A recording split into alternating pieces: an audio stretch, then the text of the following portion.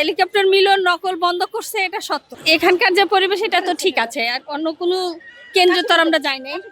তো আমার ছেলে ওই উনি উনি আমার হাজবেন্ড, উনি যেভাবে বললো, ও এমনিতে একটু নরম সরম, আর ও তো কোনো সেন্টারে পরীক্ষা পায় নাই, এই পরীক্ষার জন্য ও একটু নার্ভাস আছে হঠাৎ, মানে এটাই ফার্স্ট তো এই জন্য।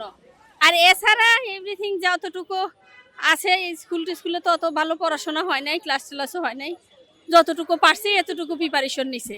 5 থেকে শুরু করে ওদের সব কোনো পড়াশোনাই ওদের ঠিকঠাক হয় নাই, আর পরীক্ষা না হলে তো পড়া যে পড়ছে এটা প্রমাণ হয় না।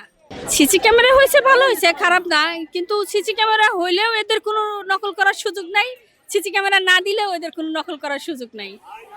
শিক্ষামন্ত্রী যে আইডিয়া করে দিছে, এটা হয়তো অন্য কোনো দুর্নীতি বা অন্য কোনো সমস্যা বা কোনো জ্ঞানজাম যেন না হয়, এই দিকটা ভালো আছে। হেলিকপ্টার মিলন নকল বন্ধ করছে, এটা সত্য। নকল যে উনি বন্ধ করছিল এটাও সত্য। তা এখন তো নকল করার কোনো সিচুয়েশন নাই, শিক্ষামন্ত্রীর নামেই ওরা ভয় পাচ্ছে।